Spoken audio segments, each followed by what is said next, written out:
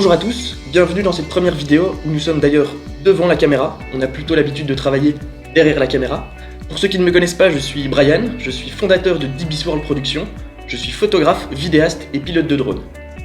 Bonjour, je suis Bernard, je suis l'observateur drone et en même temps je suis photographe pour DBS World.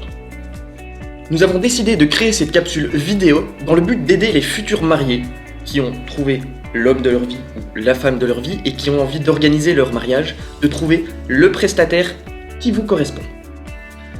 Pilote de drone, photographe ou vidéaste. Le choix est immense. Vous êtes sûrement sur des groupes Facebook et dès que vous allez poster un commentaire, on va vous proposer une dizaine ou une vingtaine de photographes. Ce n'est pas évident à choisir. L'objectif de cette vidéo est d'utiliser notre expérience en mariage et de vous donner les 10 astuces afin de bien choisir le photographe, le vidéaste et le pilote de drone qui vous correspond. Dans cette vidéo, nous ne parlerons pas de prix. Pourquoi ? Tout simplement parce que le prix varie en fonction de votre demande et elle peut être différente d'une personne à l'autre. L'objectif n'est donc pas de créer une polémique entre les différents prix des différents prestataires. Nous allons d'ailleurs vous citer dans cette vidéo certains prestataires avec lesquels nous avons déjà collaboré et où nous sommes sûrs qu'ils fournissent un travail de qualité. Comme par exemple Dorian Paquet, qui est vidéaste, Quentin Dubois, qui est photographe et vidéaste, Christophe Félix de 3UP Drone, qui est pilote de drone, et Miguel Balinas, qui est pilote de drone. Voici donc les 10 conseils que l'on a pu retirer en fonction de notre expérience en mariage et que l'on vous met à disposition. Conseil numéro 1.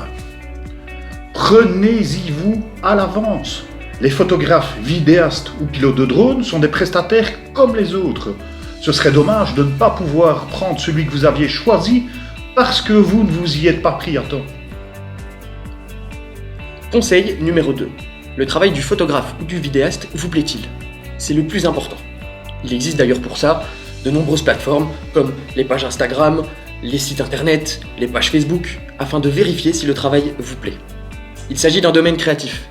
Ne demandez pas à quelqu'un de changer totalement de style. Après avoir vérifié par vous-même si le travail vous plaît et que vous soyez en accord avec celui-ci, laissez-lui un maximum de liberté. Son travail n'en sera que meilleur. Conseil numéro 3. La personne que vous choisirez demandera certainement à vous rencontrer. Vérifiez que vous avez un bon feeling avec celle-ci, que le courant passe bien entre vous. Conseil numéro 4. Évitez de prendre le petit cousin photographe ou le neveu vidéaste. Pas parce qu'il n'est pas compétent, mais simplement parce que plus il vous est proche, et moins il jouera son rôle de preneur d'images. Il sera tantôt à table, tantôt prendra l'apéro, manquera probablement les moments clés qu'il sera primordial de ne pas rater. Conseil numéro 5. Vérifiez si la personne est structurée et organisée. Pour nous, c'est un dossier complet à compléter, ce qui nous permet d'avoir une planification claire de la journée. Un maximum d'informations nous permettra de ne plus devoir vous déranger le jour J. Conseil numéro 6. Méfiez-vous des photographes qui vont vous rendre une galerie de 2000 photos ou des vidéastes qui vous promettent un film de 45 minutes.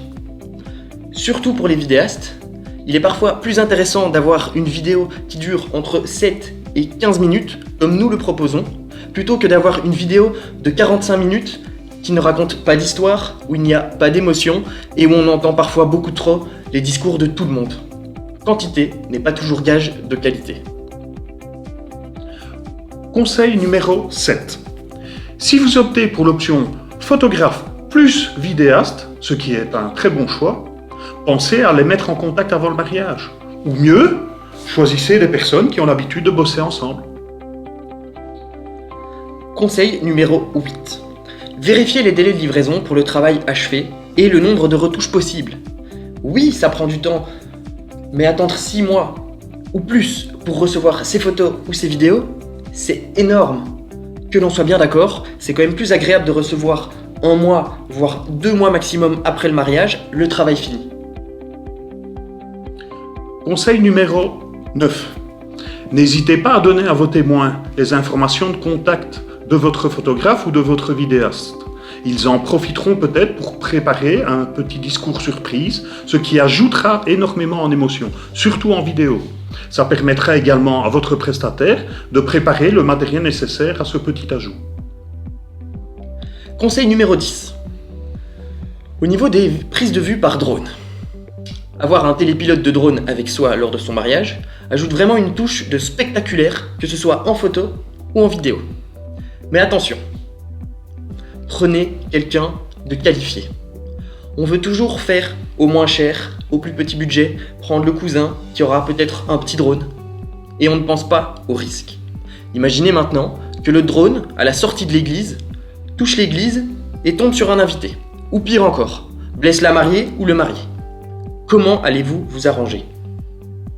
Prenez un prestataire qui a une licence, qui a une plaque d'immatriculation et surtout une assurance. Quelqu'un qui connaît son drone, qui sait voler dans des circonstances particulières.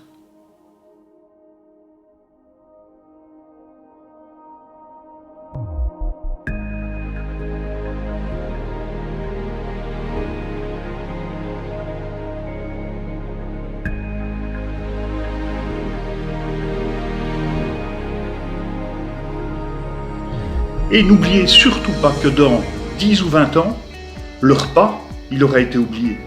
Mais que les photos et les vidéos sont des souvenirs qui resteront à jamais.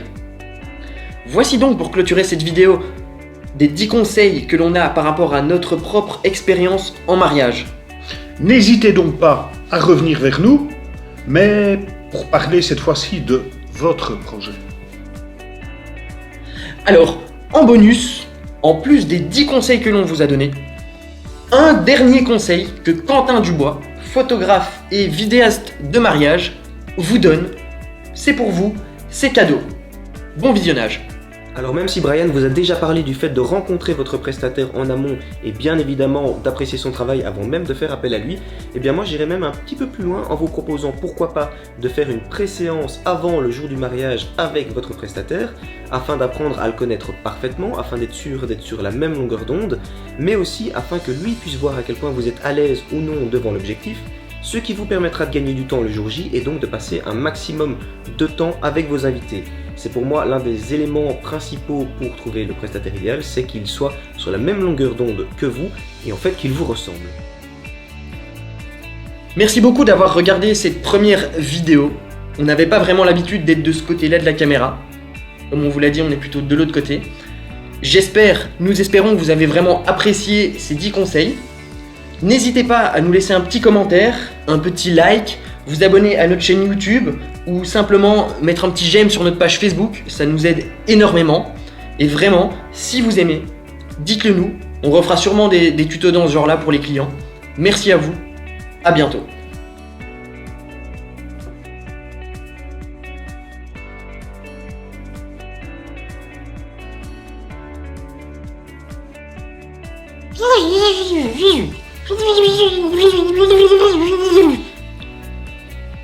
Comment voulez-vous tourner une scène avec cette personne-là, hein, vraiment?